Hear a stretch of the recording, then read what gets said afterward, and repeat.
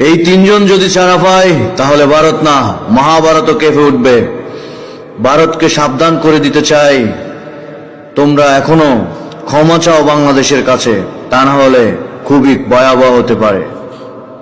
নমস্কার বন্ধুরা, সবাই কেমন আছো? আশা করি সবাই ভালো আছো। তো আজকে কথা বলবো এই যে ফারাক্কা বাঁধ খুলে দেওয়ার জন্য যে বাংলাদেশের এই ভয়াবহ পরিস্থিতি, তার জন্য বাংলাদেশি পাবলিক মানে আমাদেরকে বিচ্ছিরিভাবে কথা বলছে। এবং এটা নিয়েও কথা বলবো, বাংলাদেশ ভারতকে যে ইলিশ মাছ দেবে না, এটা নিয়েও অনেক বাংলাদেশি উল্টোপাল্টা কথা বলছে। তো তাদেরকে তাদের সঠিক উত্তর দেওয়ার জন্যই এই ভিডিওটা বানাচ্ছি।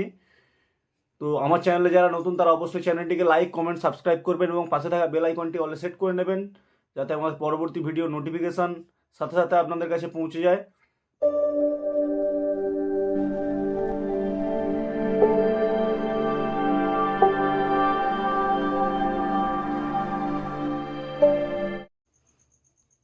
আগে এই বাংলাদেশি আবাল পাবলিকের কথাটা শুনে নাও। আমরা বাংলাদেশ থেকে পাশের দেশের দাদাদের ইলিশ দেওয়া বন্ধ করে দিছি, বুঝতে পারছেন তো? হায় হায়, এ কি করলি? বাংলাদেশ থেকে ইন্ডিয়াতে ইলিশ আসা বন্ধ হয়ে গেছে? তো কি হয়েছে রে পাগল?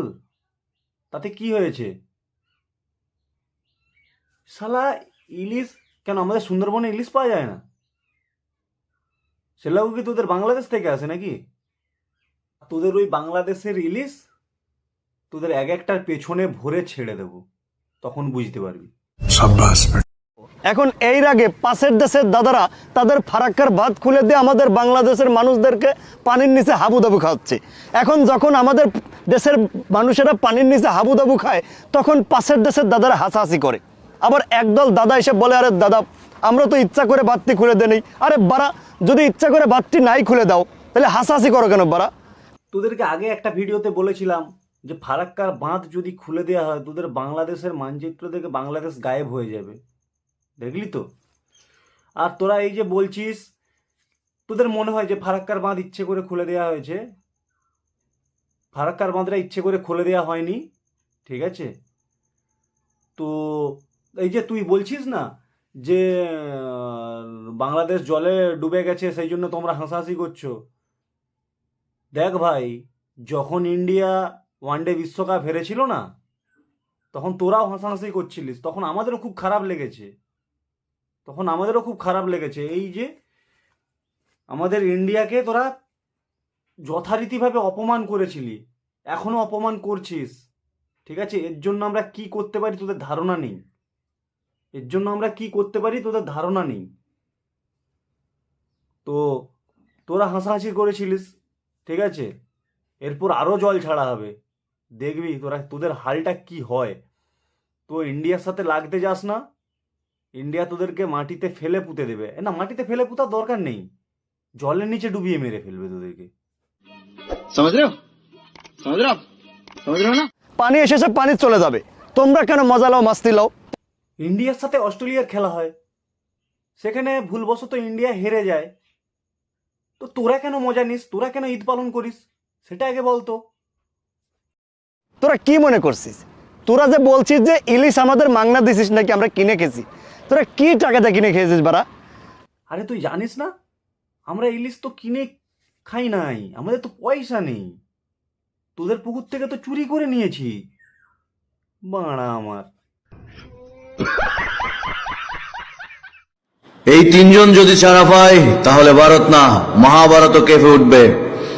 ভারতকে সাবধান করে দিতে চাই, তোমরা এখনো ক্ষমা চাও বাংলাদেশের কাছে, তা না হলে খুবই ভয়াবহ হতে পারে।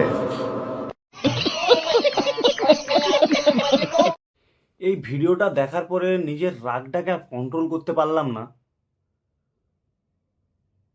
তো এরা নাকি ছাড়া পেলে মহাভারত হয়ে যাবে।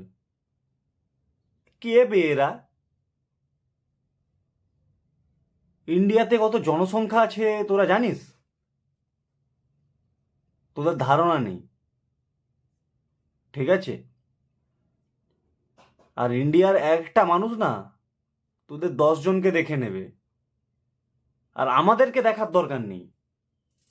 এই যে আমাদের দেশের যে সৈনিকরা আছে না, কি হাল করবে তোরাও জানিস, ঠিক আছে?